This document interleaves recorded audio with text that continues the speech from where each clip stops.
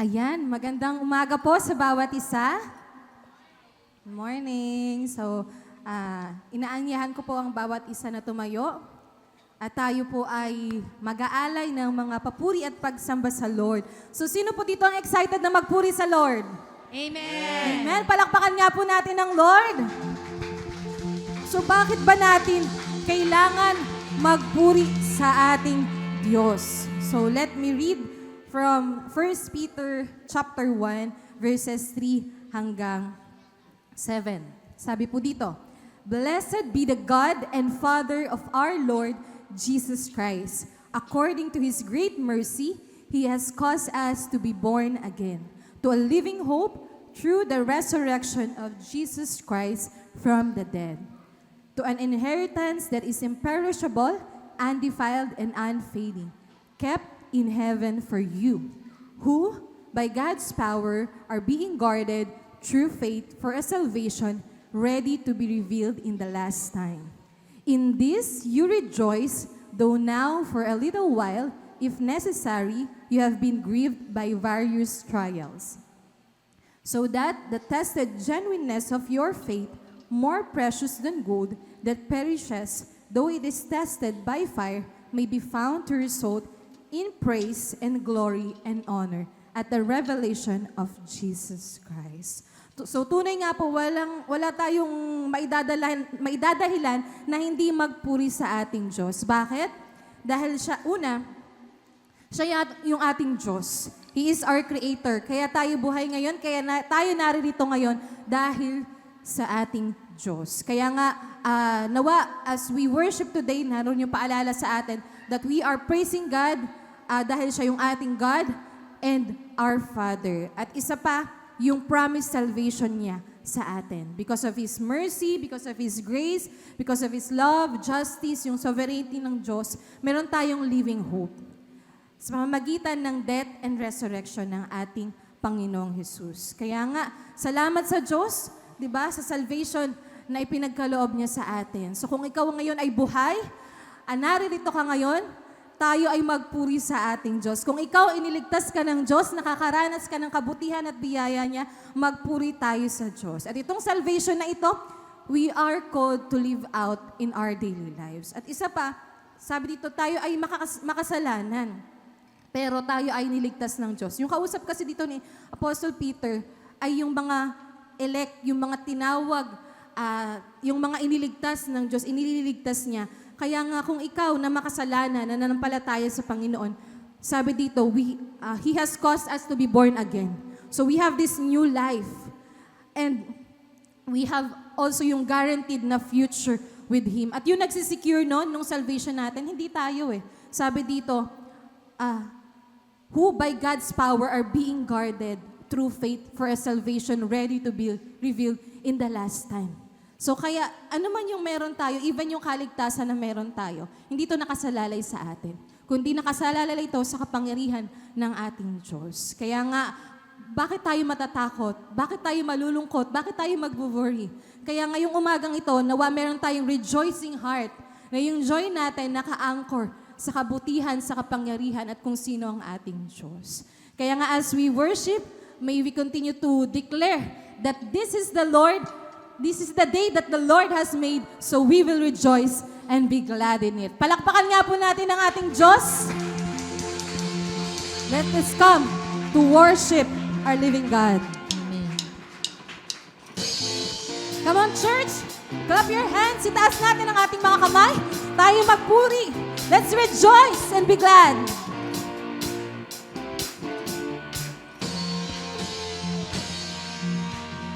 There's a light that shines with hope and grace fills the sky. With new mercy each day we're alive. Let your glory pour out, Jesus.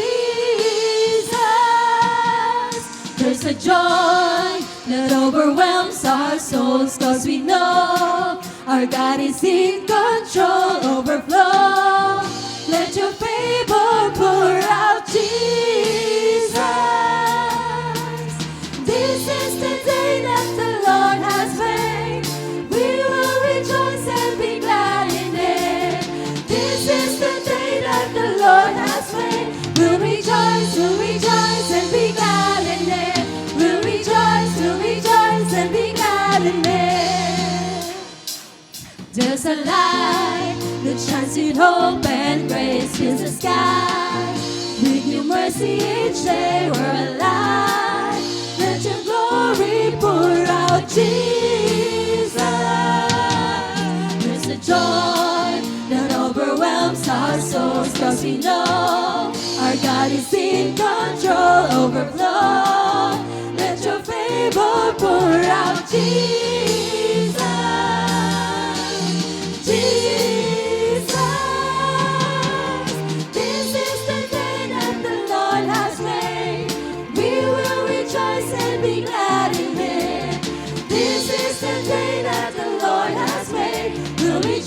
We'll rejoice and be glad in it.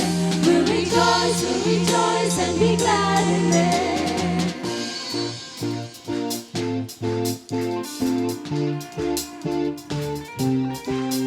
Leave behind what happened yesterday, 'cause today there's a new thing happening. Leave behind what happened yesterday, 'cause today there's a good thing happening.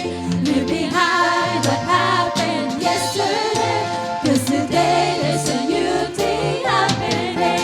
Leave behind what happened yesterday, 'cause today there's a new thing happening. Leave behind what happened yesterday, 'cause today there's a new thing happening. Leave behind what happened yesterday, 'cause today there's a new thing happening.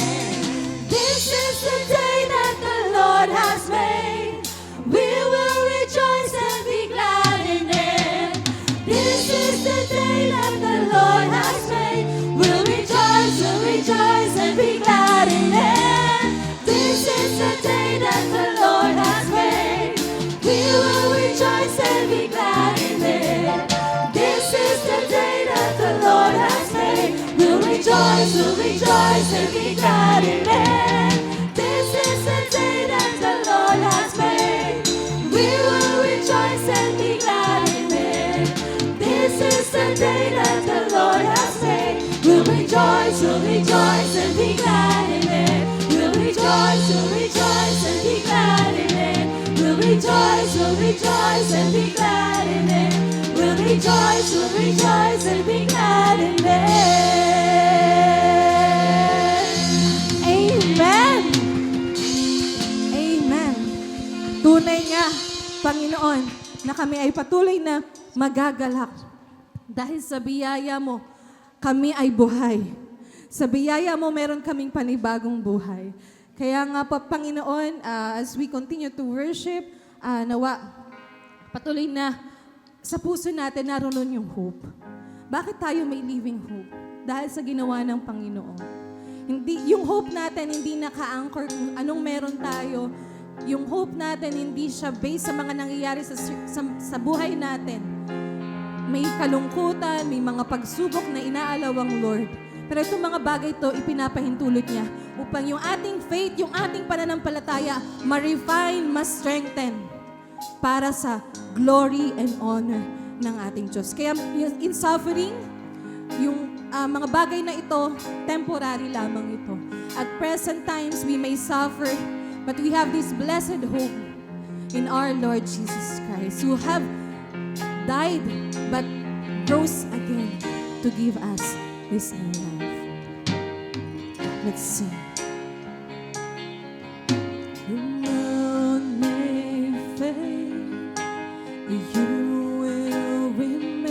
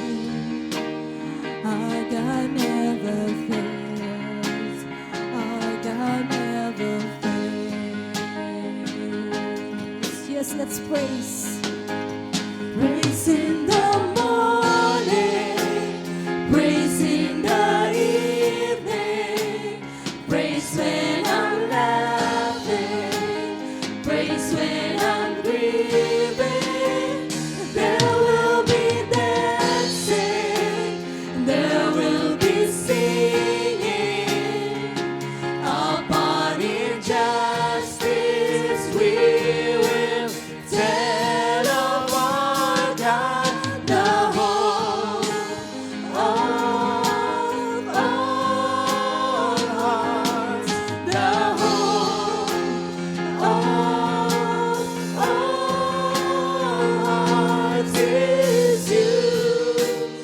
Your love never fails. Your love never fails. Again. The world may fade, you will remain in the midst of the trial. You will always be our strength. Our God never fails. Our God never fails. Yes, with hope and light. With hope and light, you reign over all. Though my heart may fail, you will always be our strength. Our God never fails. Our God never fails. Oh,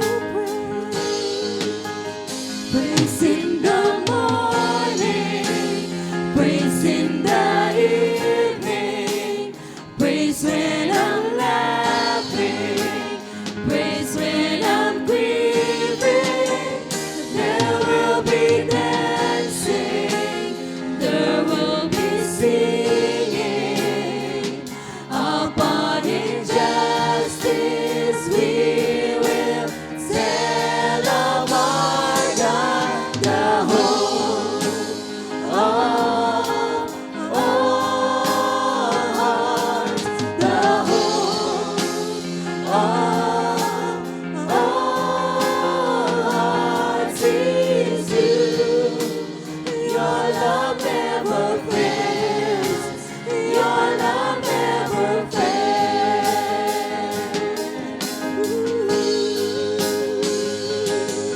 The hope of all hearts, the hope of all hearts is you. Your love never fails. Your love never fails. Let's declare, even in darkness, In darkness, in triumph, my soul shall sing of His mercy and kindness, our offering of praise. Our God never fails. Our God never fails.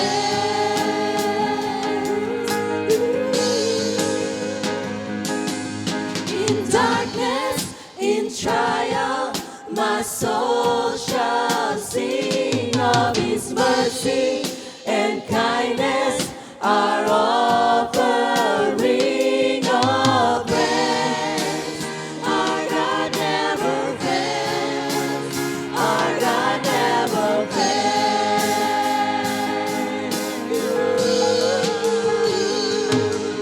In darkness, in triumph, my soul shall sing of His mercy and kindness, our offering of praise. Our God never fails. Our God never fails.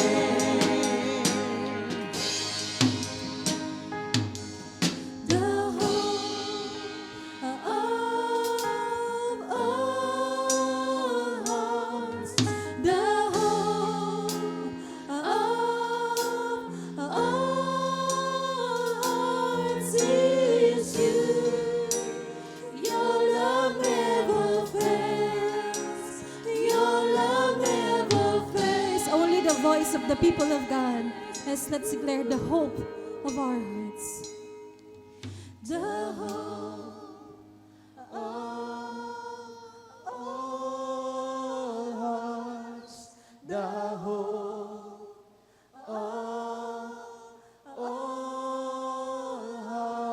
is you.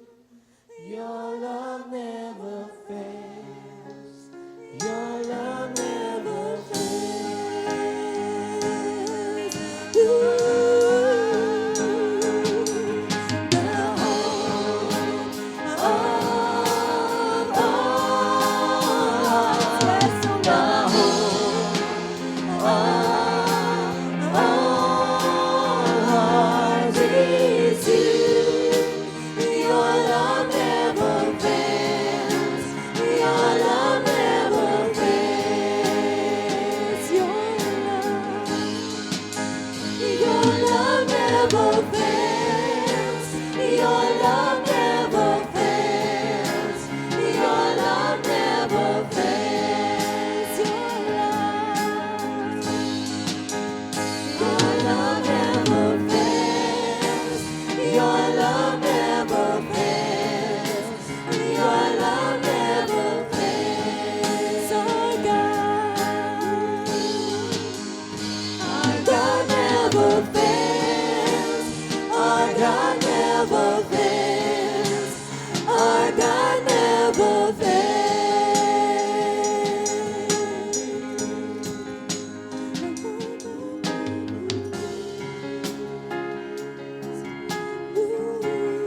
Come on, church. Let's honor our praise and thanksgiving to our God who never fails. Yes, oh God. Your love, it never fails us, Lord. Your mercies still reach down. We thank you, we praise your name, Lord Jesus.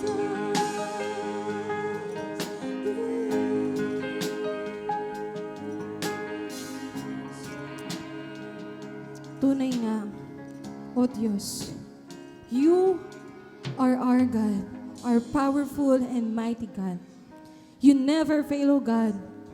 Sa mga pangako mo, Panginoon, there is fulfillment. Ang mga sinabi mo, tiyak na mangyayari, Panginoon. Kaya yung aming pananampalataya, yung aming hope, Lord, ay dito po nakabase. Sa'yo na di nagbabago, sa'yo na tapat, noon, ngayon, at magpakailanman, O Diyos. Kaya nga po, yung buhay, yung kaligtasan na meron kami, You have given us Your Son, Jesus Christ, to die for our sins. Pero hindi po siya nanatiling patay, O God. You have lifted Him up, O God. You raised Him from the dead, O God. Kaya nga meron kaming living hope in our hearts, O God.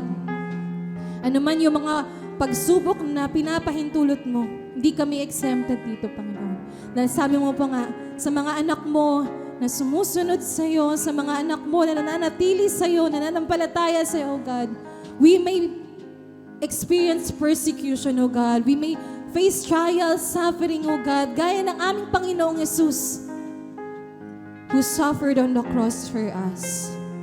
But gaya din ng aming Diyos, O God, na nabuhay na muli, we can claim this truth, O God, na yung aming future in You, O God, is secured.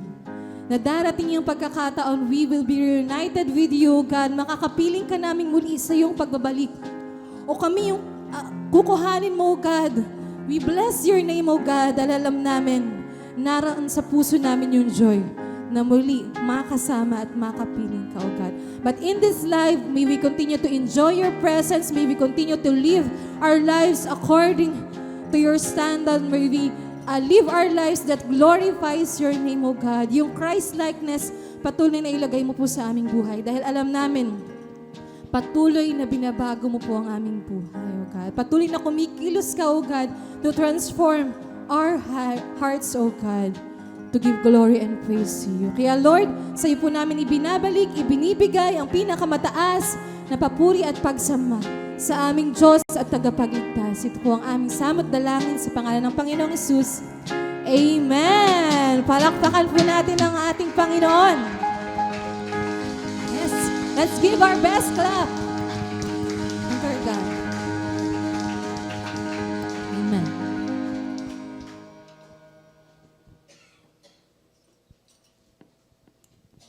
as we continue our worship, I encourage everyone to please get your Bible at tayo po ay magkakaroon ng sama-samang pagbabasa. So tayo po ay balik na sa ating pag-aaral sa Book of John. So salamat sa Lord, we are in chapter 11. So kindly open your Bible in John chapter 11 and we will read from verse 1 up to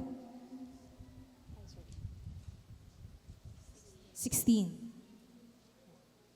So, nariyan po ba kayo? So, we will read 2 verses each. So, ako po sa first 2 verses and then kayo and so on. So, let's read John chapter 11, verses 1 to 16. Verse 1, Now a certain man was ill, Lazarus of Bethany, the village of Mary and her sister Martha. It was Mary who anointed the Lord with ointment and wiped his feet with her hair, whose brother Lazarus was ill. So the sisters sent to him, saying, Lord, he whom you love is ill. But when Jesus heard it, he said, This illness does not lead to death. It is for the glory of God, so that the Son of God may be glorified through it. Verse 5 to 6. Now Jesus loved Martha and her sister and Lazarus. So when he heard that Lazarus was ill, he stayed 2 days longer in the place where he was. Then after this, he said to the disciples, Let us go to Judea again. The disciples said to him, Rabbi, the Jews were just now seeking to stone you, and are you going there again? 9 to 10. Jesus answered, Are there not 12 hours in the day? If anyone walks in the day, he does not stumble, because he sees the light of this world. But if anyone walks in the night, he stumbles, because the light is not in him. After saying these things, he said to them, Our friend Lazarus has fallen asleep, but I go to awaken him. The disciples said to him, Lord, if he has fallen asleep, he will recover. 13 to 14. Now Jesus had spoken of his death, but they thought that he meant taking rest and sleep. Then Jesus told them plainly, Lazarus has died. Verse 15 to 16, sabay-sabay po tayo.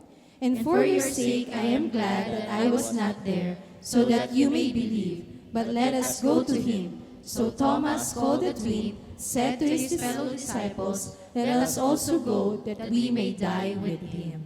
Ang Diyos po mapagpala sa pagkabasa ng kanyang mga salita. So maaari na po tayong maupo at ihanda po natin ang ating puso, ang ating isipan sa pakikinig ng kapahayagan ng salita ng Diyos. A blessed morning to each and everyone. Tayo po ay nagpapatuloy sa ating ginagawang pag-aaral sa aklat ng Juan. Ito pong kabanatang ito ay napakaganda sapagkat sa kabanata pong ito ay makikita natin na pinatunayan ang Panginoong Yesus na siya talaga ay Diyos.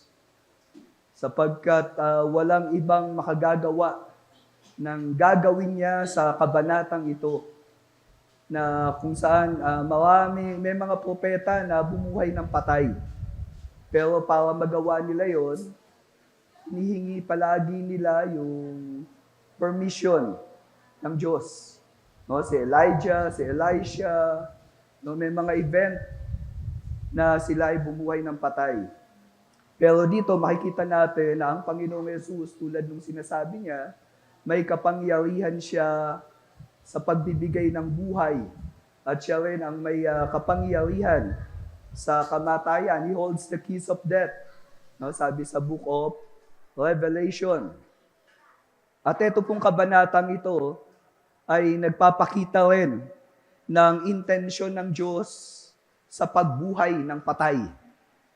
At ito pong pangyayaring ito ay preparasyon din sa mga sinusulatan ni Apostle John na ang Panginoong Yesus ay magtatagumpay sa kamatayan. Kaya nga po sa pag-aaral po natin ngayon sa kabanata ng Juan, 11, 1 to 16, ay dito po makikita natin yung resurrection plan revealed. No, wala pang gumawa ng ganitong pamamaraan na bumuhay ng patay at will, no, dahil gusto niya. Ito po yung magagawa lamang ng Mesiyas, ng Kristo.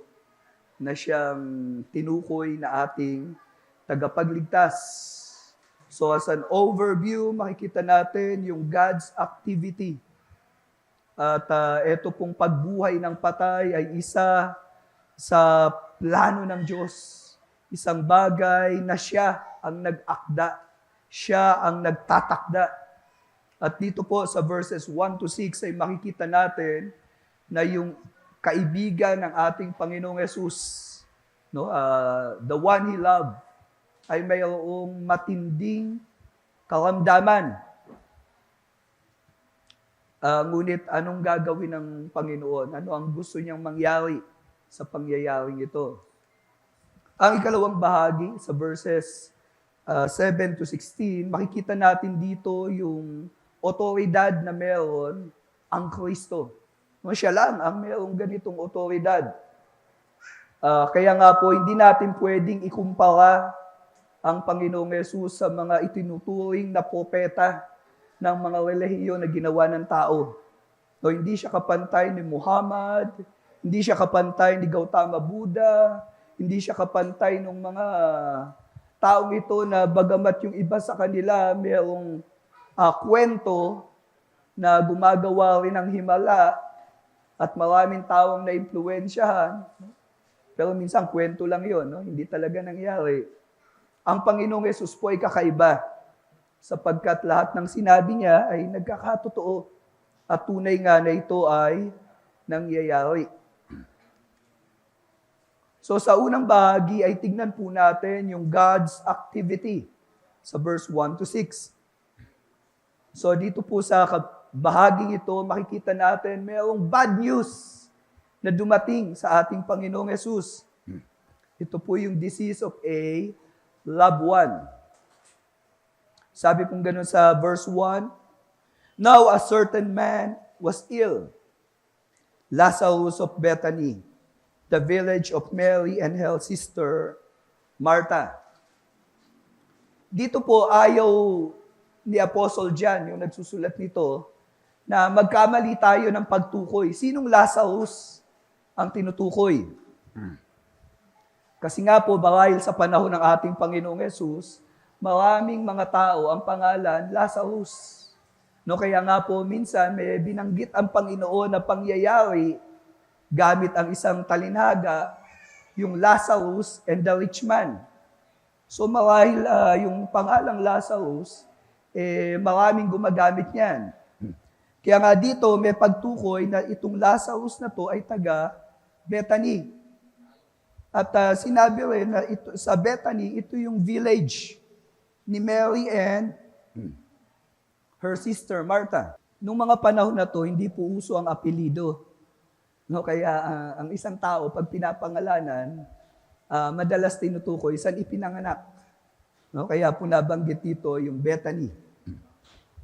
At dito po inintroduce si Mary and Martha. Ito pong dalawang babaeng nabanggit ay marahil kilala rin ni Lucas.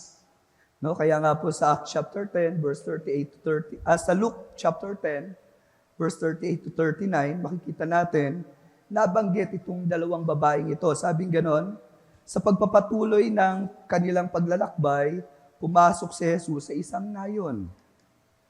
Isang babae roon, ang pangalay Martha, ang malugod na tumanggap kay Jesus sa kanyang bahay. So si Jesus bilang nagmimisyon, iba-ibang lugar ang pinupuntahan niya.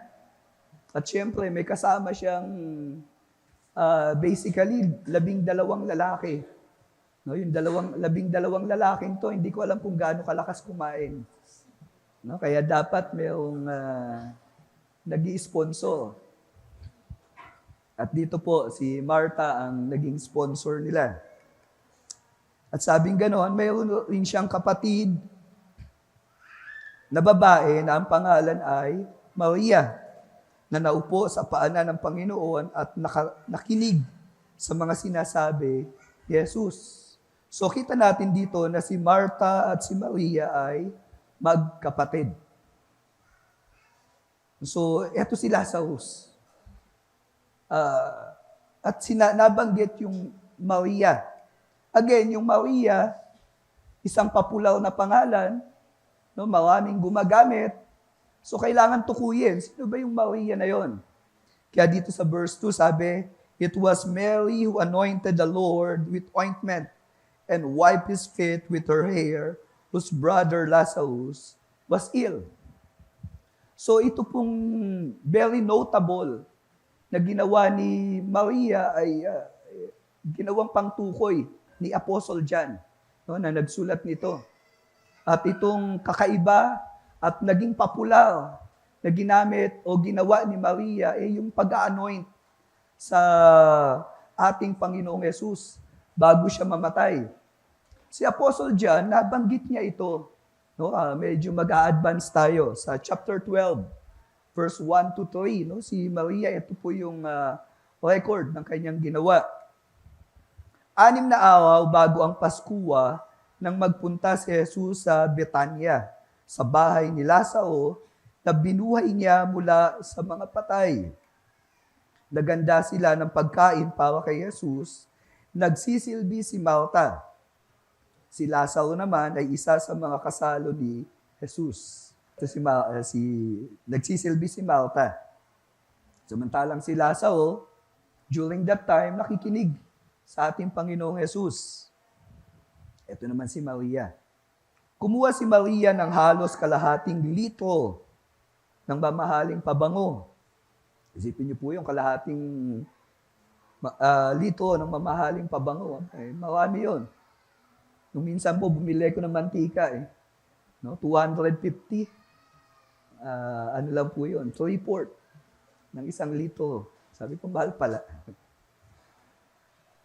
Si Maria po, kalahating litro yung kinuha. And then, ito po ay pabango. Isang mamahaling pabango. Anong ginawa niya sa pabango?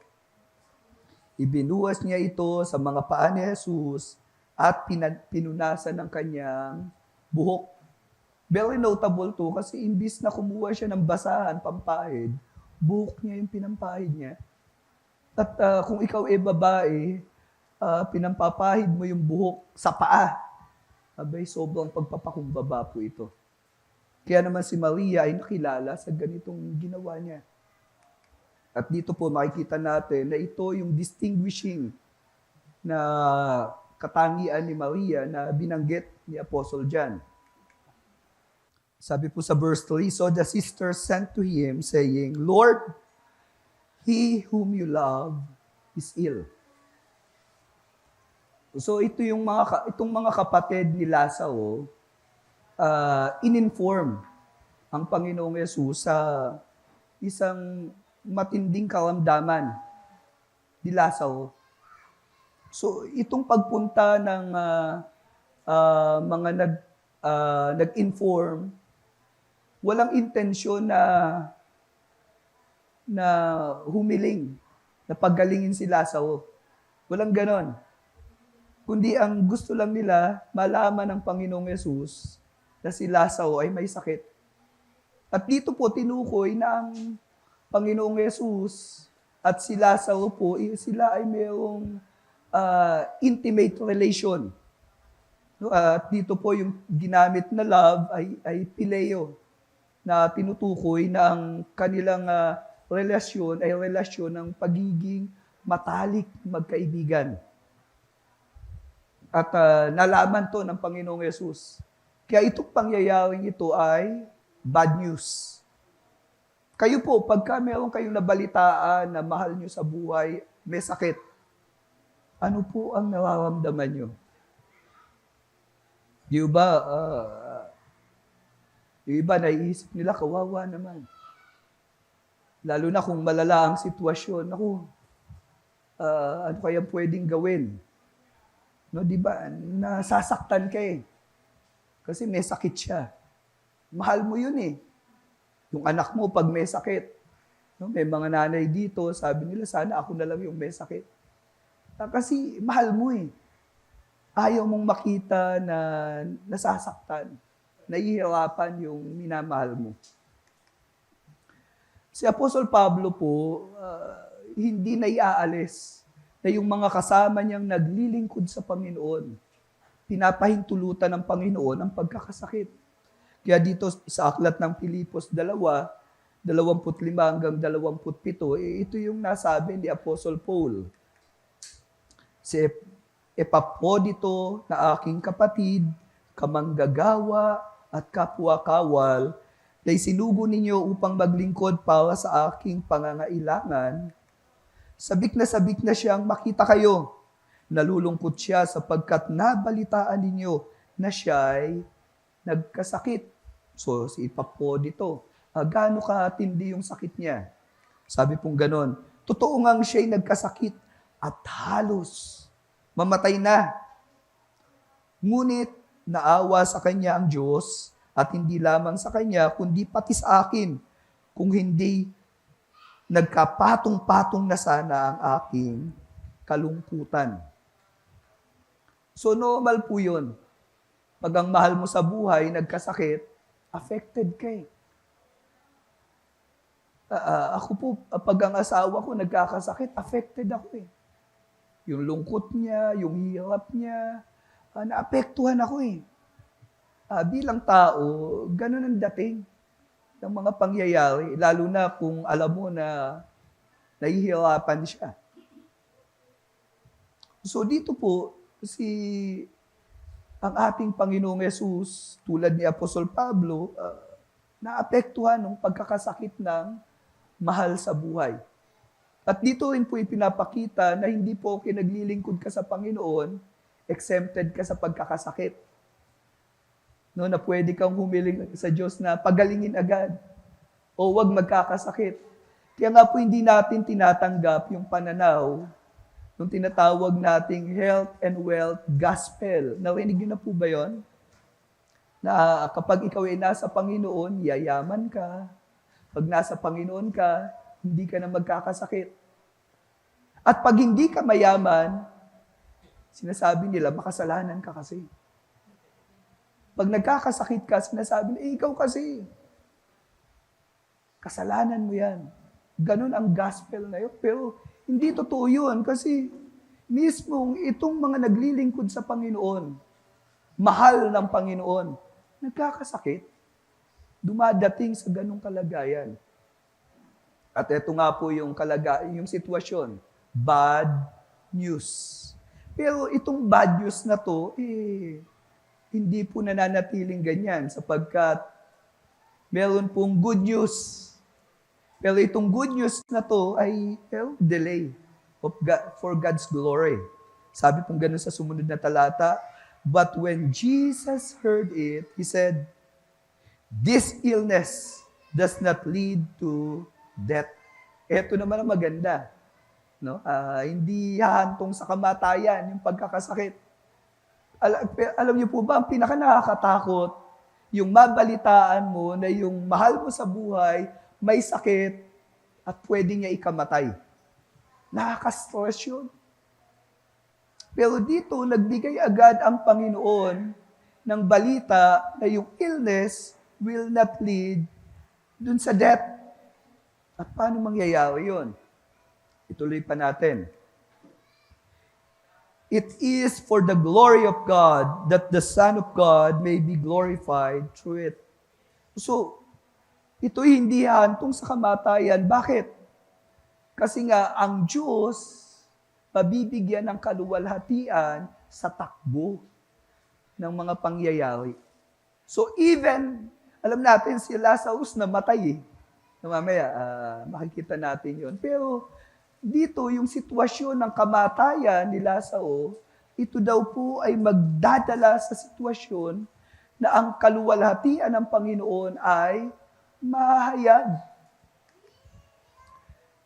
Makikita po natin na ang mga pangyayari sa buhay ng Panginoong Yesus at maging sa pangyayari sa ating paligid, palagi pong ang intensyon ay ang kaluwalhatian ng Diyos. No, ang palaging intensyon ay maitaas ang Diyos. Ang palaging intensyon ay maging bida ang Panginoon. Yun po ang ibig sabihin ng maluwalhati. Kumbaga sa stage show, yung spotlight nakatuon sa Kanya. Yun po ang ibig sabihin nun. So yung pagkakasakit ni Lazarus, sabing gano'n, hindi hantong sa kamatayan, upang ang kaluwalhatian ng Diyos ay mahayag. Na sinasabi lang na walang kaparehas ang Diyos. Sinasabi lang na isa lang ang Diyos. Isa lang ang totoong Diyos. Bagamat ang mga tao, maraming iniimbentong Diyos, pero isa lang talaga ang Diyos. At itong pangyayaring ito ay maghahayag sa kaluwalhatian ng Diyos. Sa aklat ng Juan 5:23, nabanggit na rin ng Panginoong Yesus itong ganitong mga intensyon. Sabi sa verse 23, upang parangalan ng lahat ang anak na gaya rin ng kanilang pagpaparangal sa Ama. So, sabi pa, ang hindi nagpaparangal sa anak ay hindi nagpaparangal sa Ama na sa Kanya'y nagsugo. So dito sa talatang ito, makikita natin na pagka ang Diyos ay napaparangalan, yung parangal na ibinibigay sa Diyos, ito po'y kaparehas ng parangal na pwedeng ibigay sa anak. So, hindi po mas mataas ang Ama, ang Diyos Ama, sa Diyos Anak. Pantay po sila. Sapagkat yung parangal na pwedeng ibigay sa anak, ito pong parangal na to ay pwede ring tanggapin ng Ama. At yung parangal na pwedeng ibigay sa Diyos Ama, ito ring parangal na to ay pwede ring ibigay sa anak.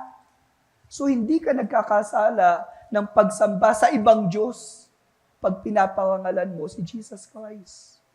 So, kaya nga po mangyayari yung mga bagay na yon sa karangalan ng Diyos and at the same time, sa karangalan din ng anak ng Diyos. Kaya nga po itong pangyayaring ito ay maghahayag sa atin na si Jesus ay Diyos. Sa aklat ng Pilipos 2:11, tignan niyo po. At ang lahat ay magpapahayag na si Jesucristo ay Panginoon sa ikaluluwalhati ng Diyos Ama. So pag pinarangalan si Jesus, kinilala siyang Panginoon, ang Ama sa langit ay napaparangalan din.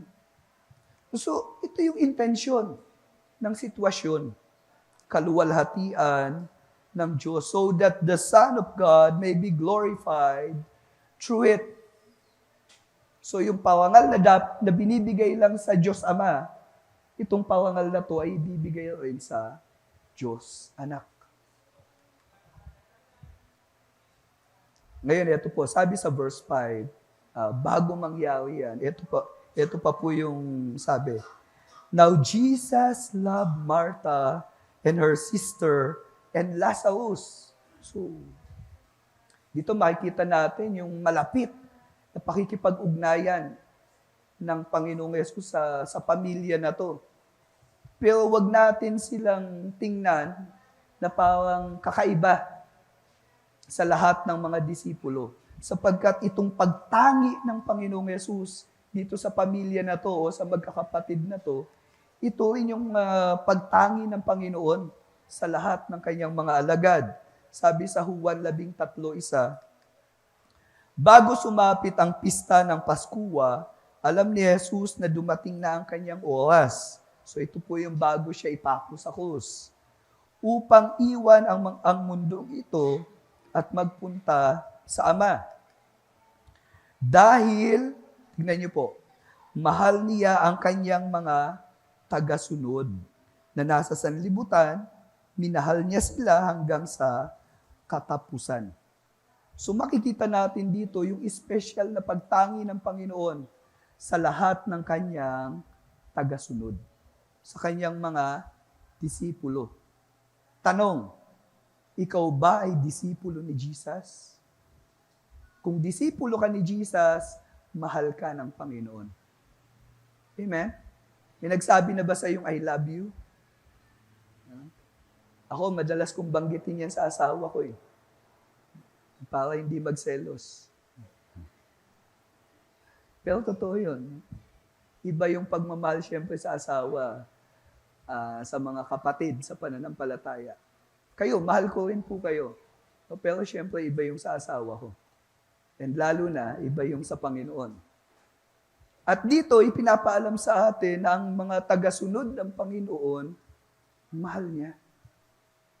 Kaya po itong pamilya ng magkakapatid na to, binanggit dito, mahal ng Panginoon.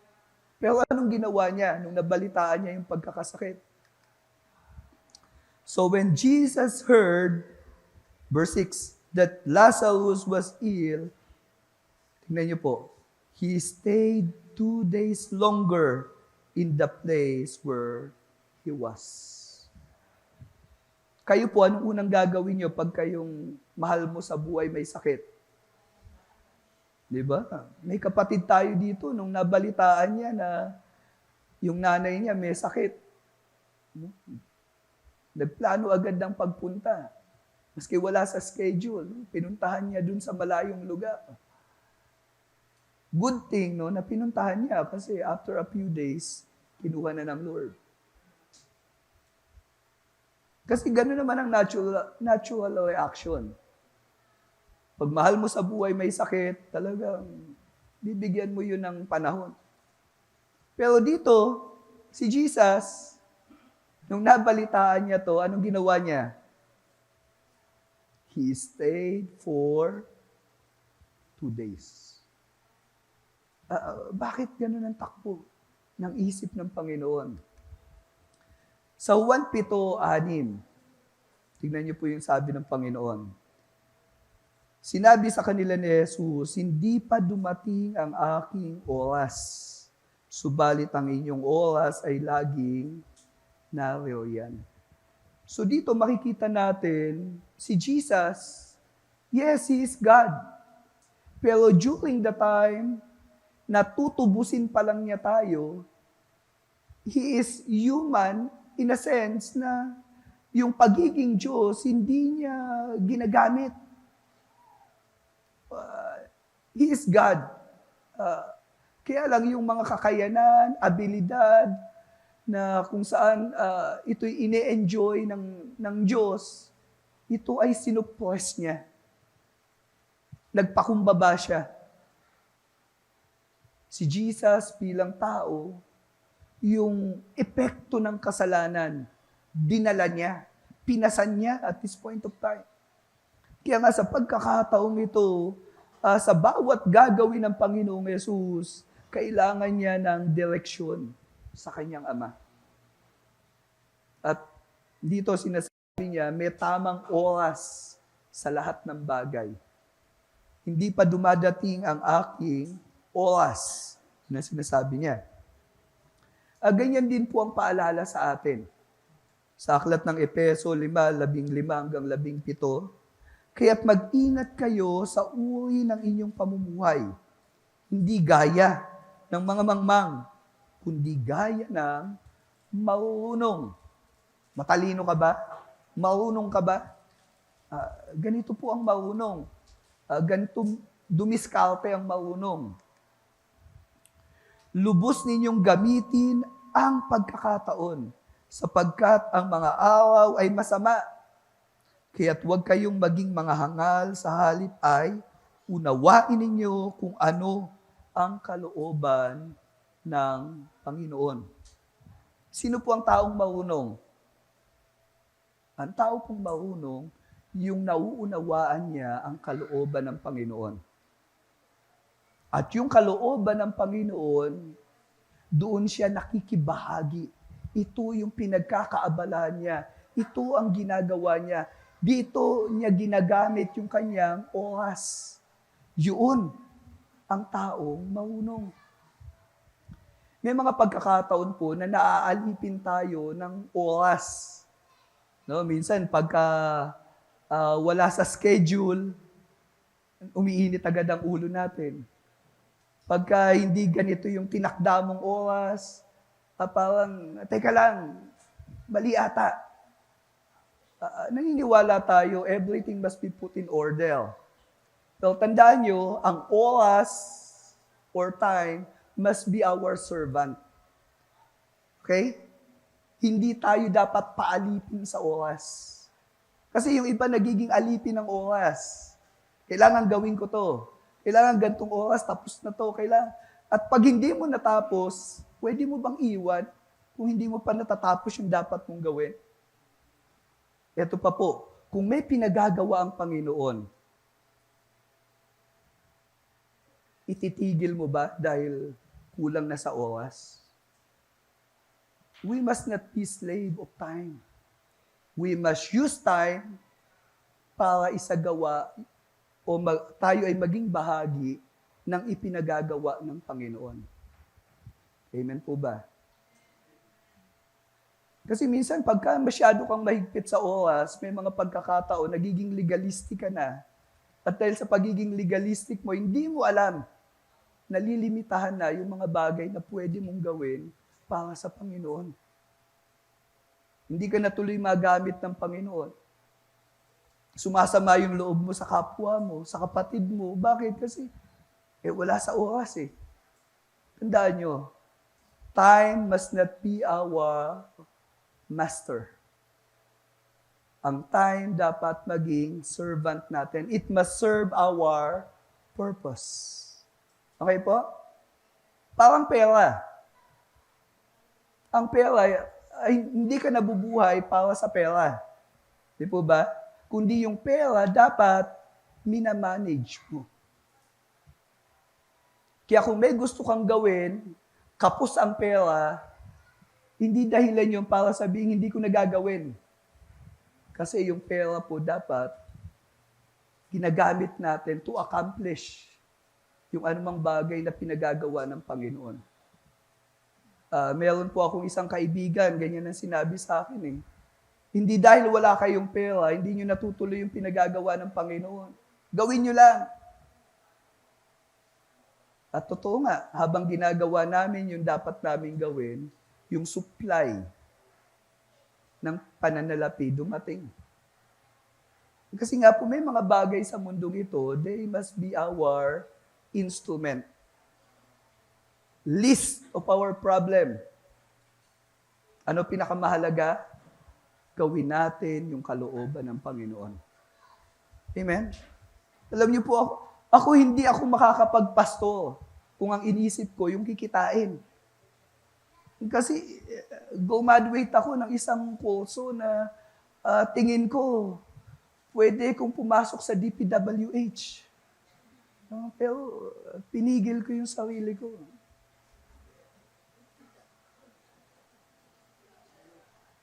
Kasi nakita ko yung kalooban ng Diyos eh. Hello? Biro lang po yun. Pero pwedeng ganun eh. Pero ano ba yung kalooban ng Lord? Ang taong matalino, nauunawaan niya yung gustong gawin ng Panginoon at siya ay nakikibahagi sa pinagagawa ng Panginoon. Matalino. Wise. Amen? Yung oras, gamitin natin to serve God's purpose and intention. Although hindi ko sinabing baliwalay ng oras, kailangan pa rin siya to put everything in order. Okay? Mahalaga pa rin po yun. Pero hindi siya dapat sumakal sa atin para hindi na natin magawa yung kalooban ng Panginoon. Use time for an intention of doing God's will. Kaya si Jesus, nabalitaan niyang may sakit si Lazaro, hindi siya nagmadali. Inalam niya yung timing ng kanyang ama. Amen? Anong kalooban ng ama? Pupuntahan ko na ba? Malinaw ang sabi ng Panginoon, huwag muna, kailangan ng 2 days.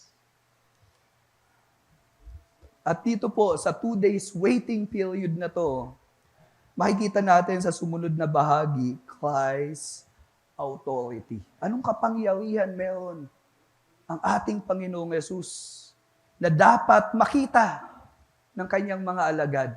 At ito rin ang ipinapamukha sa atin patungkol sa ating Panginoon. Anong kakaiba meron ng Panginoong Yesus kumpara sa mga kinikilala ng mga taong Diyos-Diyosan? Ito po, unang bahagi, makikita natin, there is safety even in danger. Grabe. Mapanganib pero safe. Paano yun? Tignan po natin. Sabi sa verse 7, then after this, he said to his disciples, let us go to Judea again.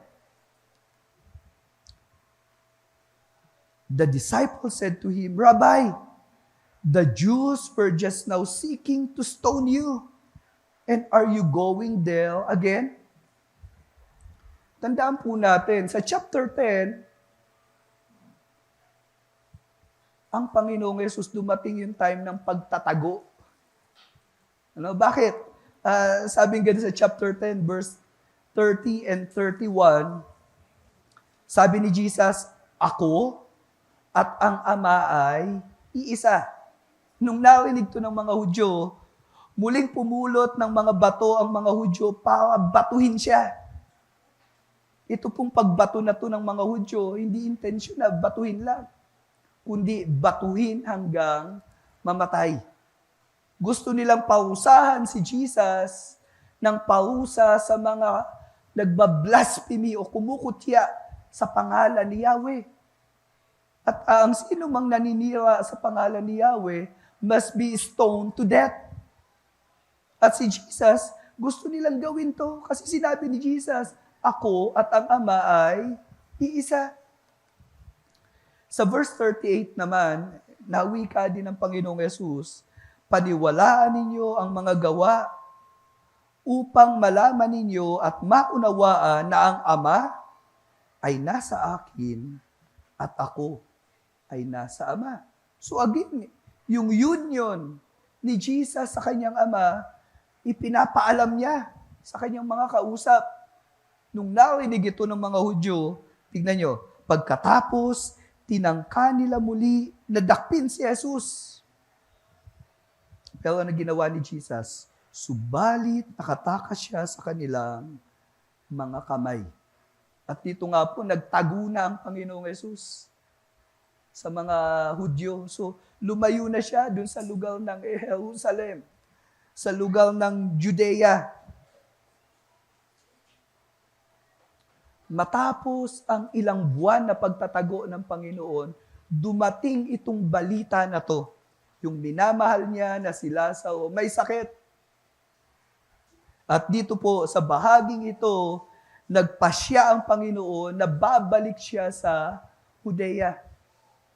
At alam ng mga disipulo, gaano kapanganib yun? Pag pumunta si Jesus, ang posibilidad na patayin siya, pwede mangyari. Kaya dito, binabalaan ng mga kasama ni Jesus ang Panginoong Yesus eh. Sabi nila, Rabbi, delikado. Ano sabi ni Jesus? Jesus answered them. Jesus answered, are there not 12 hours in the day? If anyone walks in the day, he does not stumble because he sees the light of this world. Dito, gumagamit ang Panginoong Yesus ng figure of speech sa panahon ng pagsasaka. Di po ba, pagka ikaw nagtatanim sa bukid, gumawa ka habang may araw. Di po ba, ganon? Pag madilim na, tigil ka na. So si Jesus, ginagawa itong paglalarawan na to na pwede naman tayong gumawa habang may liwanag. Pero yung liwanag na binabanggit ng Panginoong Yesus, mayroong mensaheng dala-dala. Ano yung liwanag na binabanggit ng Panginoon? Sa Jeremias 20:11, ito yung meaning ng liwanag. Subalit ikaw, Yahweh, ay nasa panig ko, tulad sa malakas at makapangyarihang mangdirigma. Mabibigo ang lahat ng umuusig sa akin, mapapahiya sila at hindi magtatagumpay kailanman. So yung liwanag na tinutukoy ng ating Panginoong Yesus na pwede kang gumawa, ito yung kapag ikaw ay sinasamahan ng Diyos. Sapagkat lahat ng uusig sa'yo, mabibigo, mapapahiya. Bakit? Kasi you are doing the will of God. Amen? Yun po yung liwanag. Sa aklat ng mga awit, 23:4, dito si David, sinasabi niya, "The Lord is my shepherd." At ito yung nabanggit niya sa verse 4. "Dumaan man ako sa madilim na libis ng kamatayan." So, life and death ang sitwasyon.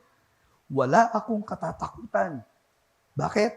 Pagkat ika'y aking kaagapay, ang tungkod mo at pamalo, aking gabay at sanggalang. So yung liwanag, ang tinutukoy niya ay yung pagsama ng kanyang ama. Yung proteksyon na kayang gawin ng kanyang ama. So mapanganib man ang sitwasyon, pwede kang maligtas sapagkat sinasamahan ka ng ama. Ano ang panganib? Ang pinakamapanganib na sitwasyon ay yung nasa kadiliman ka. Kaya nga po dito sa verse 10, "But if anyone walks in the night, he stumbles because the light is not in him." Ano ibig sabihin ng kadiliman? Marami pong mga talata na ganito yung sinasabi. Sa Kawikaan 4:18 at 19. "Ang pamumuhay ng taong matuwid ay parang sikat ng araw na lalong nagliliwanag habang tumatagal. Pero ang pamumuhay ng taong masama ay parang kadiliman. Hindi niya alam kung ano ang dahilan ng kanyang pagbagsak." Pag sinabing masama, kinukontra ang kalooban ng Diyos. Anything that contradicts to the plan and purpose of God is evil. So, maski na yung ginagawa mo, nakakatulong sa kapwa, sumisikat ka pa dyan, pero kung kinukontra mo naman yung kalooban ng Diyos, that is evil. At dito po, yung taong lumalakad sa kasamaan, para siyang lumalakad sa kadiliman. At dahil nasa kadiliman siya, time will come, bigla na lang siyang babagsak. At hindi niya alam, ba't ako bumagsak? Ba't ako nabigo? Ba't nawala sa akin? Kasi nga nasa kadiliman eh. Sa aklat ng unang Juan 2:10-11, tingnan niyo po, "Ang sino mang nagmamahal sa kanyang kapatid ay nananatili sa liwanag. Ngunit, ang sino mang napopuot sa kanyang kapatid, nasaan po? Nasa kadiliman at namumuhay pa sa kadiliman. Hindi niya alam kung saan siya pumupunta sapagkat binulag siya ng kadiliman."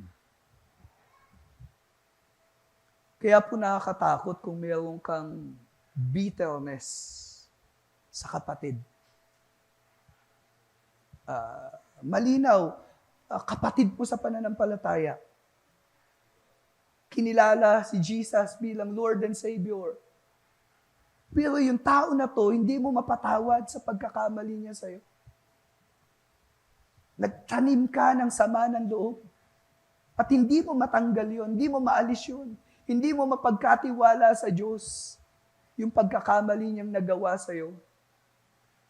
Kung tutusin, hindi mo nga maisip kung kasalanan mo sa Diyos mismo. Na hindi ka makapagpatawad. Ikaw nga, ang laki ng atraso mo sa Diyos, pinatawad ka. Ikaw nga, hindi maganda ang buhay mo. Pero yung kapatid mo na may kasalanan sa'yo, hindi mo makalimutan yung ginawa sa'yo. Puot. At ang taong may puot sa kanyang kapatid, nasa kadiliman pa. Hello? Nasa kadiliman, hindi mo alam kung ano nangyayari sa paligid. Hindi nangungusap si Lord sa'yo. Pwedeng naririnig mo yung katotohanan, pero hindi mo maintindihan. Pwedeng maraming mga pagtuturo, maraming pagtutuwid na ginagawa sa'yo, pero hindi mo iniintindi. Bakit nasa dilim ka eh? Iniisip mo lang yung galit mo. Iniisip mo lang yung puot mo. Kaya mga kapatid, kung naniniwala kang pinatawad ka sa kasalanan ng ating Panginoon, at para mapatawad tayo, take note, namatay siya sa krus. Kung tinatanggap mo yung kapatawaran ngayon, may presyong binayaran dyan. Kaya nga ang isang mananampalataya, kung totoong mananampalataya ka, at hindi ka marunong magpatawad sa kapatid mo, it only means na baka hindi ka pa mananampalataya. Kasi nasa kadiliman ka pa. Isang kakayanan na binibigay ng Panginoon sa totoong mananampalataya, kaya niyang magpatawad sa nagkasala sa Kanya. Bakit? Hindi dahil karapat-dapat patawarin yung nagkasala sa Kanya, kundi dahil siya ay tumanggap ng kapatawaran. Sabihin niyo nga po sa katabi niyo, pinatawad ako ng Diyos. Namatay si Jesus para mapatawad ako.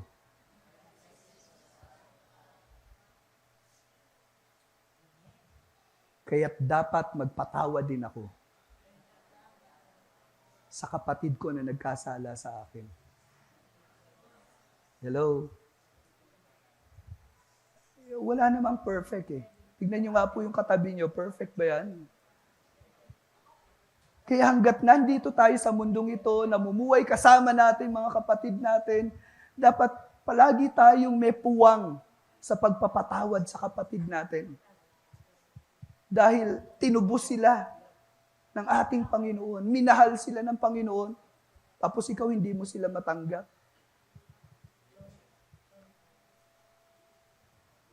Kaya dito po, ang taong hindi nagpapatawad, ang taong may galit, nasa kadiliman pa.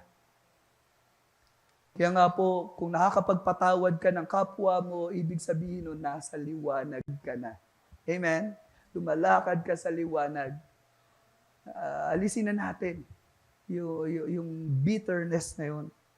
Kaya po dito, delikado ang lumakad sa dilim.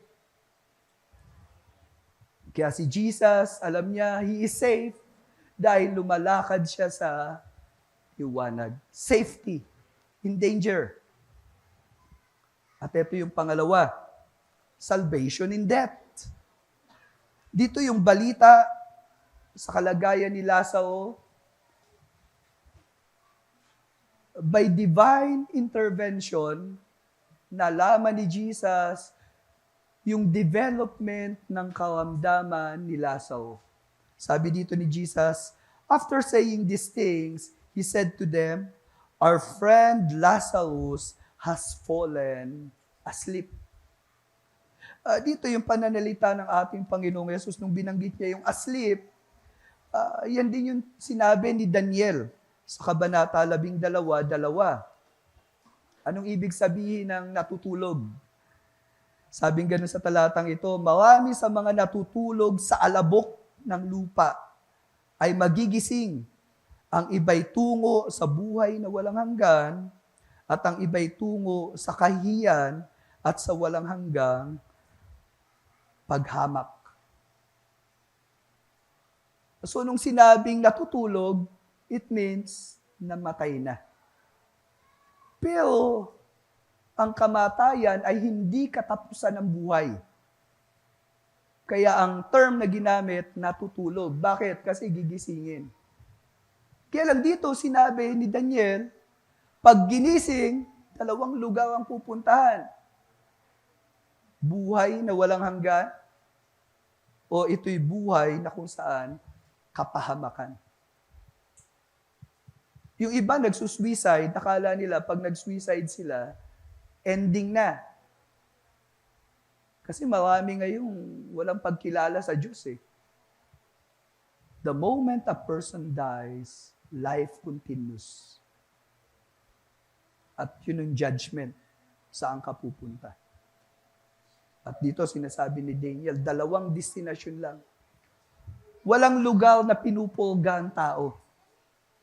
Okay? Ano yung pinupulga? Yung pulga po, yan po yung, nung bata ako, yung pag may bulate ko sa tiyan. Ano? Wala pong pinupulga yung kaluluwa. The moment you die, judgment comes. It's either you have eternal life or damnation. Sa unang Tesalonica 4:14, ganyan din yung tinukoy dun sa pagtulog. Sapagkat kung tayo'y sumampalatayang si Jesus ay namatay at muling binuhay, ay gayon din naman sa pamamagitan ni Jesus, ang mga natutulog ay dadalhin ng Diyos kasama niya.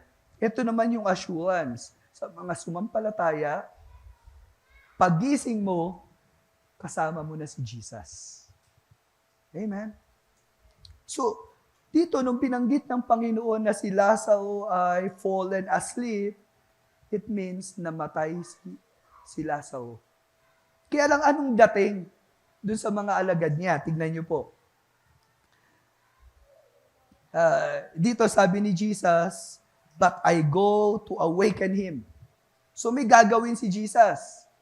Dahil namatay si Lazaro, anong gagawin niya?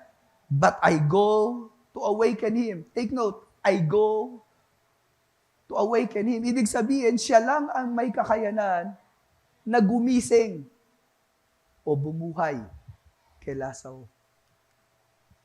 Sa Juan 5:25-26, sinabi na to ni Jesus Sinasabi ko sa inyo ang totoo, darating ang panahon at dumating na nga na maririnig ng mga patay ang salita ng anak ng Diyos at ang makikinig sa Kanya ay mabubuhay.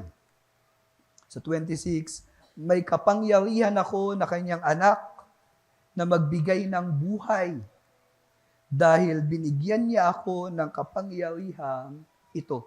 Makikita natin dito si Jesus, meron siyang prerogative para magbigay ng buhay.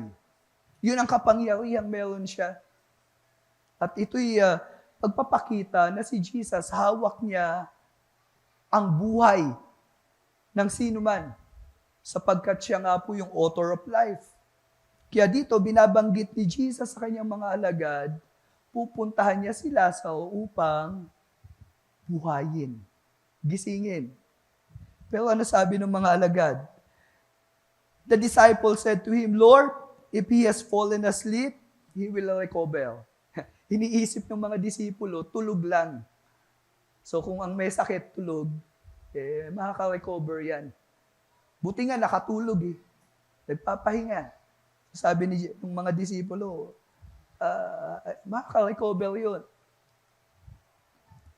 Now Jesus had spoken of his death, but they thought that he meant taking rest in sleep. Then Jesus told them plainly, Lazarus has died. So diniretso na ni Jesus, hindi tulog na nagpapahinga, kundi si Lazaro ay patay na. Makikita natin dito na sa kabila ng kamatayan, nananaig yung kapangyarihan ng ating Panginoong Yesus na kaya niyang bumuhay. So there is salvation even in death. At dito, pinakita pa yung satisfaction in dying. And for your sake, sabi ni Jesus, for your sake, yung mga alagad niya, for your sake, para sa inyo, I am glad that I was not there, so that you may believe. Kasi nga isipin nyo, kung si Jesus pumunta doon kaagad, ano mangyayari? Pwedeng si Lazaro hindi na mamatay, pagagalingin na agad. Pero sabi ni Jesus, I was glad. I was not there. Anong intensyon? Upang kayo ay sumampalataya. Ano yung mahalagang katotohanan na dapat nating panampalatayanan patungkol kay Jesus? Sabi po sa Juan 2:11, noong ginawa ni Jesus na inuming alak, yung tubig, ito yung pangyayari. Ito ang una sa mga himalang ginawa ni Jesus Sa gayoy ipinahayag niya ang kanyang kaluwalhatian. So yung himala ay naghayag ng kanyang kaluwalhatian at sumampalataya nga sa kanya ang kanyang mga alagad. Kaya from that time on, no, dito sa John chapter 2, yung mga disipulo, iba na talaga ang tingin nila kay Jesus eh. Hindi siya ordinaryong tao eh. No? Nando na sa bandang huli ng ministeryo ng Panginoon nung tinatanong niya yung mga alagad niya. Si Peter bilang representative, sabi niya kay Jesus, "You are the Son of God, Son of the living God." Ganun na nila nakilala si Jesus. Bakit? Kasi nakita nila yung mga kamanghamanghang ginawa ni Jesus. At itong katotohanan na to ay ipinapaalam din sa atin sa panahon natin. Ginawa ito ni Jesus. Nangyari yung mga bagay na to so that we may believe. Sa aklat ng Hebreo 1:3, sino ba talaga si Jesus? Sabing ganon, nakikita sa anak ang kaluwalhatian ng Diyos, kung ano ang Diyos ay gayon din ang anak. So, ang ama, kapantay niya ang anak. Kung ano ang Diyos, ganon din ang anak. Pantay sila. So, yung katotohanan ito, nung mga panahon na to, nagpapasimula yung pagkilala kay Jesus, ini-introduce na, pinapakilala na ni Jesus yung kanyang kalagayan bilang Diyos. So that you may believe. At sabi pa ni Jesus dito, but let us go to Him. Very confident si Jesus. Puntahan natin. Yes, namatay na. Puntahan natin. Pwedeng sabihin ng mga alagad, teka, huli na, Lord. Patay na pala eh. Ano pang gagawin mo doon? Pero nasabi ni Jesus, let us go to Him. Teka lang, Lord. Delikado yung pupuntahan natin. Di ba may nagtatangkang magpumatay sa inyo doon? Alam niyo, naisip yan ni Tomas eh. Kaya nga sabi ni Tomas, so Thomas called the twin, said to his fellow disciples, let us also go, pansinin niyo to, that we may die with Him. Sama tayo. Para sama-sama tayong mamatay. Grabe, no?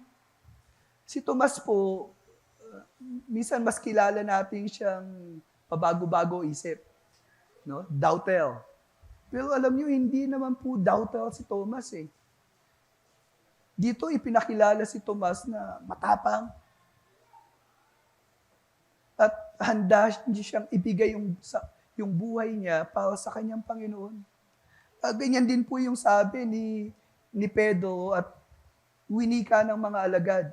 Sa Mateo 26:35, sinabi sa kanya ni Pedro, kahit kinakailangang ako'y mamatay na kasama mo, ay hindi kita ipagkakaila. Gayon din ang sinabi ng lahat ng mga alagad. So yung mga disciples, bago ipako sa krus si Jesus, sinabi na nila to eh. Kahit ikamatay namin, hindi ka namin ipagkakaila. Pero alam natin yung kwento, no? Tinalikuran nila si Jesus.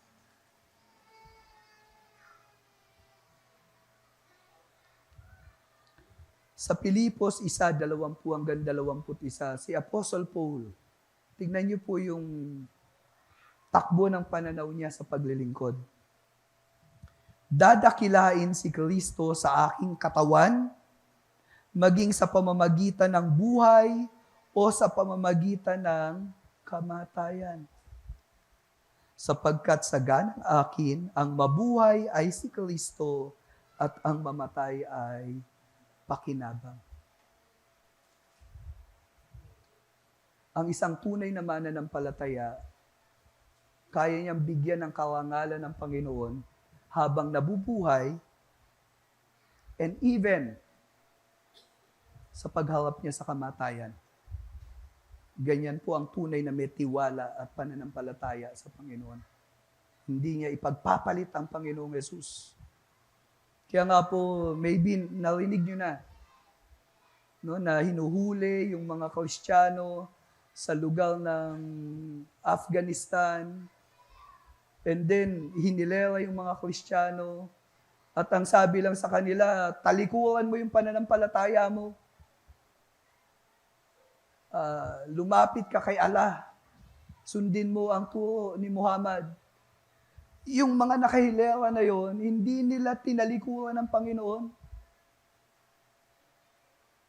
At dahil hindi sila tumalikod sa Panginoon, tunog ng baril ang maririnig mo. Bagsak. And then yung isa naman, hindi rin tumalikod, bagsak, duguan.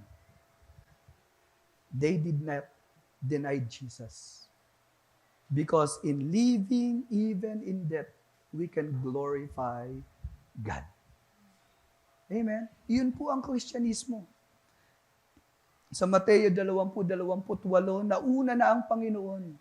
Sabi ni Jesus, kung paano ang anak ng tao ay naparito hindi upang paglingkuran, kundi upang maglingkod at upang ialay ang kanyang buhay bilang pantubos sa marami.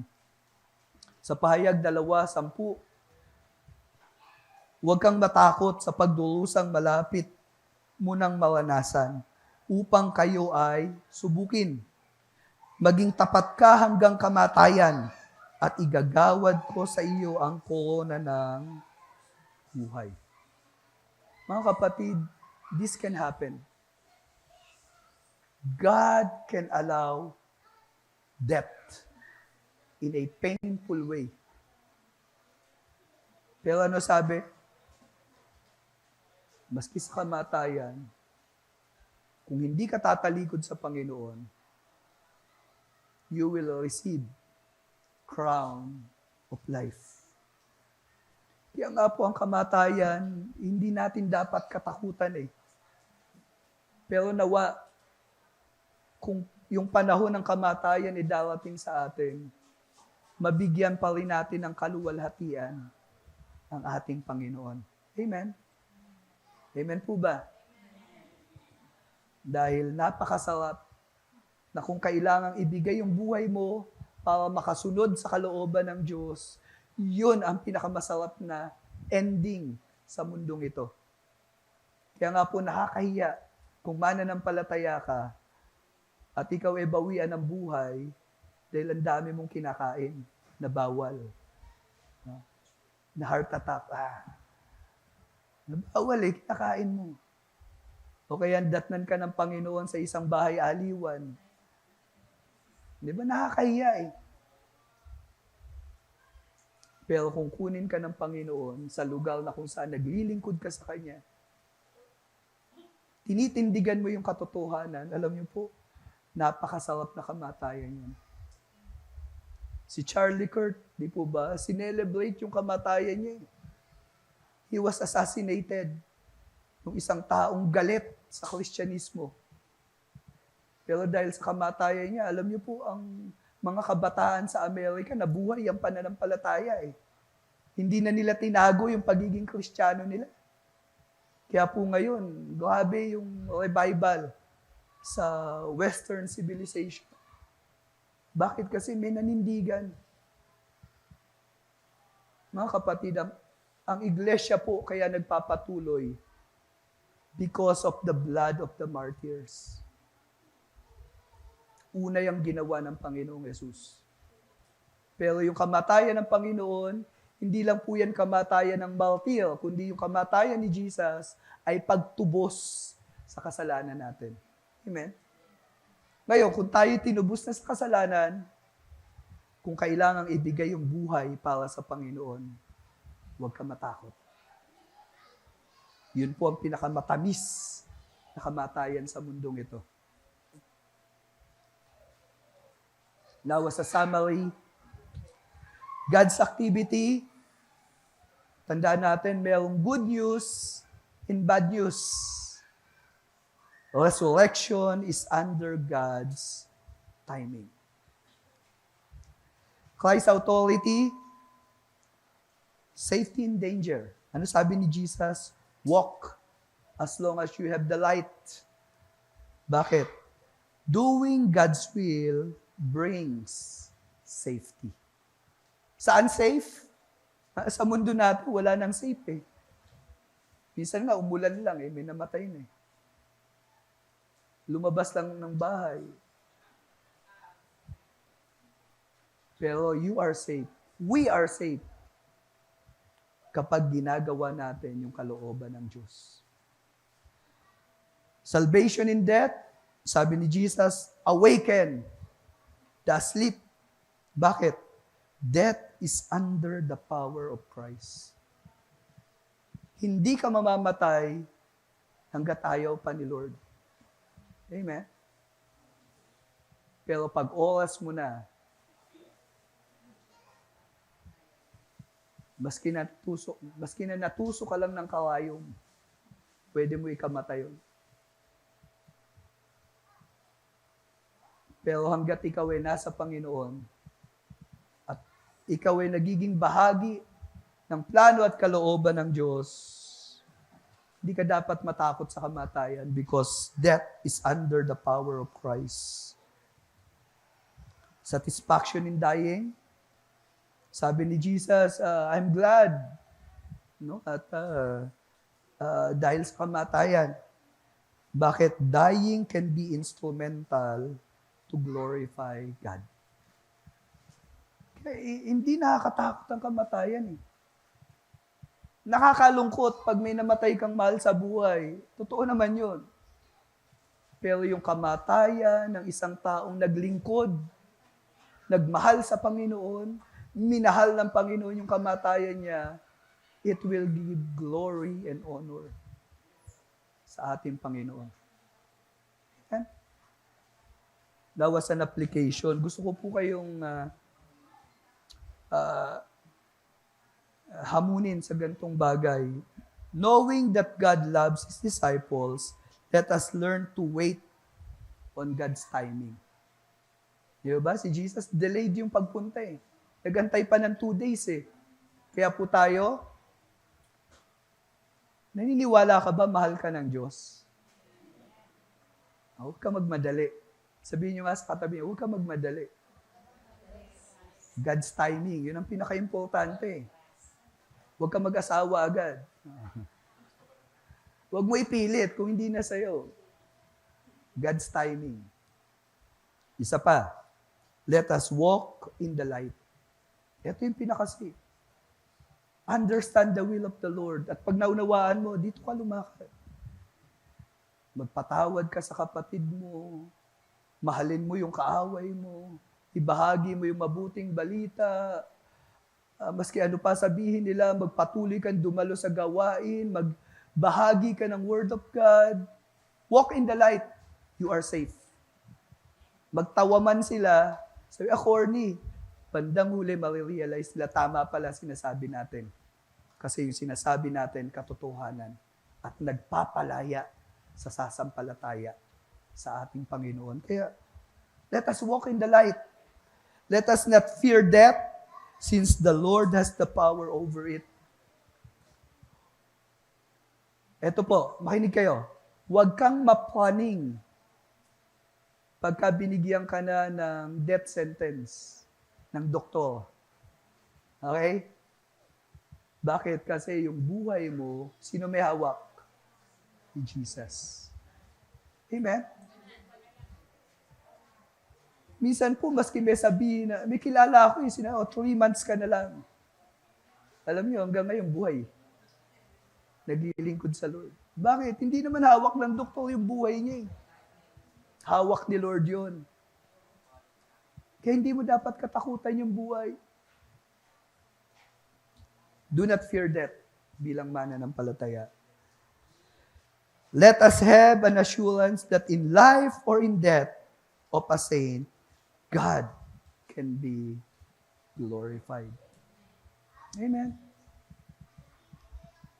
Kung tutusin ang kamatayan ng isang mananampalataya ay isang pinakamagandang pangyayari sapagkat magpapahinga ka na.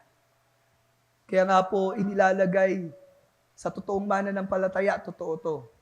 RIP. Ano yung RIP? Pero pag wala kay Jesus, walang OS. Impyerno yun eh. Pero pag na kay Jesus, totoo yun. Pahinga na. Kaya nga po yung mananampalataya na namatay, mas maganda ang kalagayan kaysa sa atin na nananatili sa buhay na to. Amen? Kung namatay siyang may sakit, may karamdaman, pagising niya sa kabilang buhay, wala na siyang sakit. Hello? Di ba mas maganda yon? Kaya nga, in death, God will be glorified. At marami po akong funeral service na naatenan na dun lang nakarinig ng mabuting balita yung mga kamag-anak. Yung funeral service, dun lang sila nag-acknowledge. Nakita nila, ay kailangan pala talaga si Jesus. Dahil sa kamatayan ng isang mananampalataya, na-share ng gospel. Yung pamilya. So in the death of a believer, God can be glorified. Amen? So as a challenge, share how do you handle God's changes to your plan or expectation. Marami po umiinit ang ulo eh. Pag binabago ni Lord yung nangyayari. Share what legacy would you like people to remember in your lifetime to bring glory to God. Ano gusto mong maalala ng tao pag nawala ka na dito sa mundo? Naluwalhati ba si Lord? O pag naalala ka, ay, ang taong yan, ano yan? Kuripot. Yung taong yan, napaka-ano eh. Anong legacy? Share, how do your confidence in the resurrection power? Share your confidence. Bali po pala to. Share your confidence in the resurrection power of Christ. Naniniwala ka ba? Mabubuhay ka ulit. Kasama si Jesus. And then, how does this confidence affect your view for living and for dying? Nababago ba yung pananaw natin? Knowing nabubuhayin ka after mong mamatay. Paano ka nagdidesisyon ngayon kung alam mong may kabilang buhay? Hello? Walang exempted. Lahat tayo, time will come. Mawawala sa mundong ito. Kaya nga, anong ginagawa mo ngayon? Nawa, sa pag-aaral natin ngayon, isipin na natin, paano tayo mabubuhay ngayon 2026? Anong gagawin natin? Anong pa-prioritize natin? Anong papahalagahan natin? Sa kabanatang ito, ipinahiwatig yung plano ng Diyos na magaganap ang pagkabuhay na muli, resurrection plan, revealed. Bago si Jesus, buhayin na muli, si Jesus, bumuhay muna na patay. At ito yung titingnan natin sa mga susunod pang mahal. Pwede po ba tumayo tayong lahat?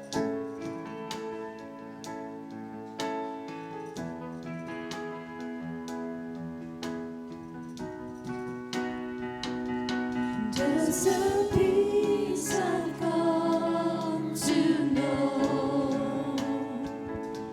and so my heart and flesh may fail. There's an anchor for my soul. It is well. Jesus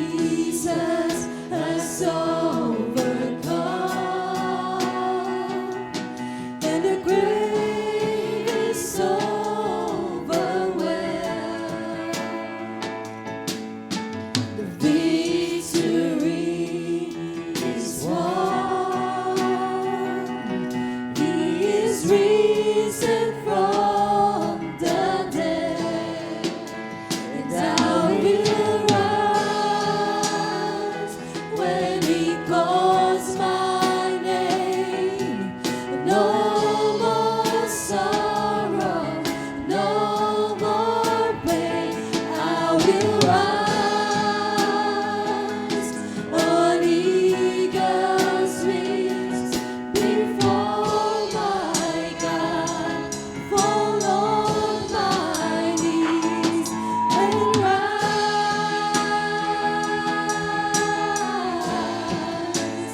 I will rise.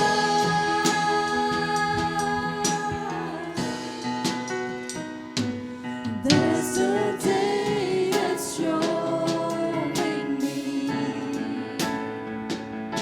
when this darkness breaks to light and the shadows disappear,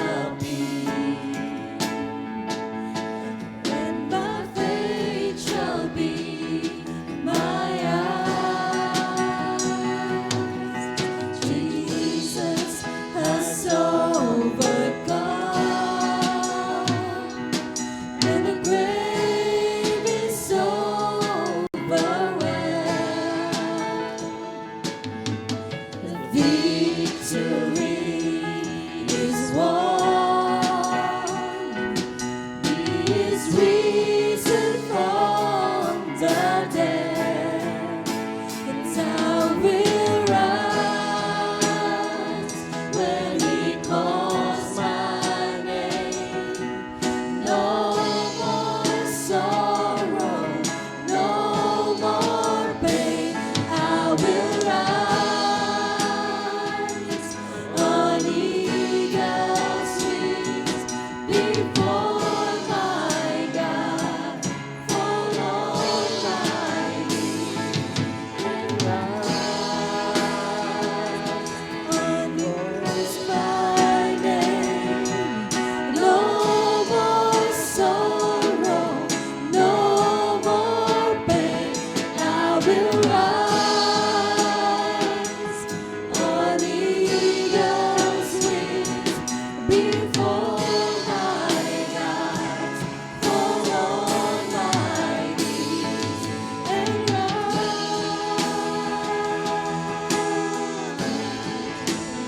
I will rise.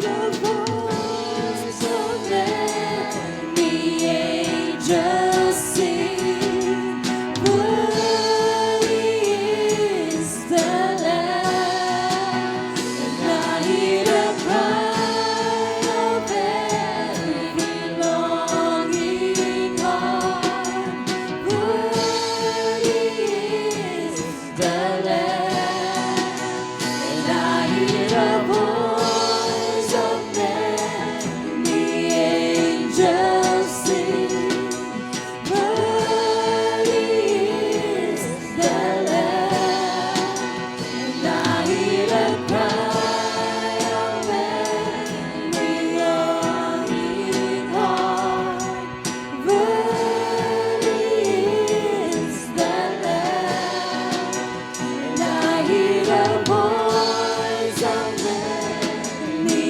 angels sing, worthy is the Lamb, and I hear the cry of every longing heart, worthy is the Lamb,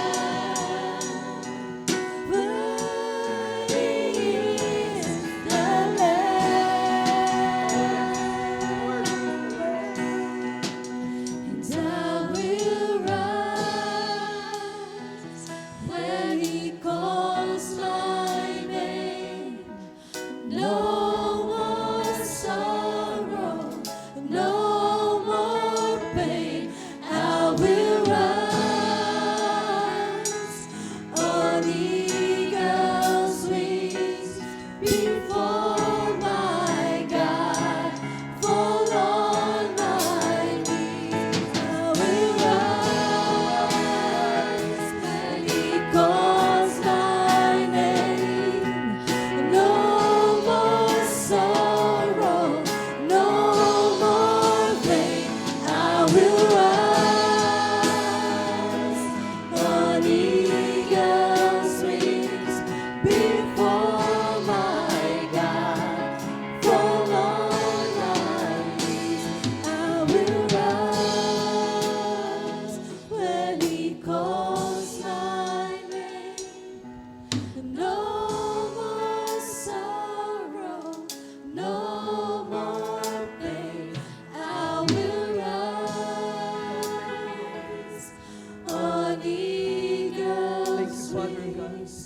before my God, fall on my knees and rise.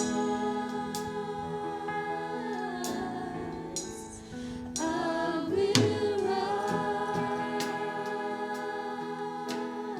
and rise and rise.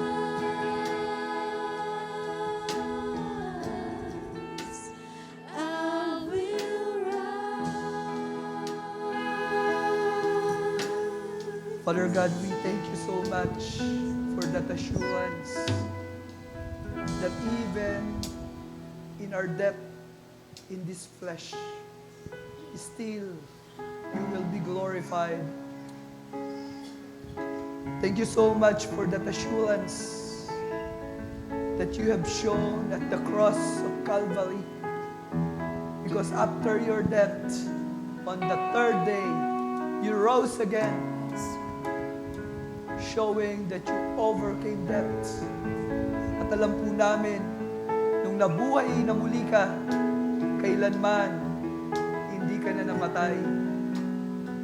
At ito pong buhay na taglay mo ngayon, ito ang itinapangako mo sa sino mang sumampalataya sa iyo. Na kami hindi mapapahamak, kundi taglay namin ang buhay na walang hanggan. Panginoon, sa bawat isa na narito ngayon, sa bawat sumasampalataya sa iyo, na narito ngayon, we have this living hope that your name will be glorified, not only in this life, but even in our death. At alam namin, ito'y nakapangyari dahil sa ginawa ng Panginoong Yesus. Mga kapatid, sa umagang ito, bago tayo mag-iwalay, nais kong ipahayag ang biyaya ng Panginoon sa bawat isa. Sa paglabas natin sa lugar na to, ang mga katuruan na ating natutunan, ang mga katotohanan na napahayag mula sa kanyang mga salita, at ito'y sinamahan ng banal na Espiritu, at ito'y pinatotohanan sa buhay ng ating Panginoong Yesus. Nawa ang pagpapala at biyaya nito ay tanggapin ng bawat isa na nakapakinig. May the Lord bless you and keep you. May His face shine upon you. And may His glorious hand in the power of that resurrection event be upon you. May His peace and joy and love and care be upon you. And the enablement to obey Him be upon you. In the name of the Father, of the Son, and of the Holy Spirit, everybody says and agree. Amen. Bakit po may Gospel Coalition Church? Ano po issue natin? To glorify God by by proclaiming the gospel until we all attain the whole measure of the fullness of Alright, Christ. sa madaling salita, ano po yung gagawin natin? Sharing Christ, changing lives. Amen. Para hindi na matakot sa kamatayan. Yung sasampalataya. Amen. Sharing Christ. Mababago talaga buhay mo pag alam mo hindi ka pala dapat matakot sa kamatayan. At yan po'y posible dahil sa ating Panginoong Jesus. Amen. Amen. A round of applause po, bigay natin. A blessed day to each and everyone. Maski yung mga nasa Zoom.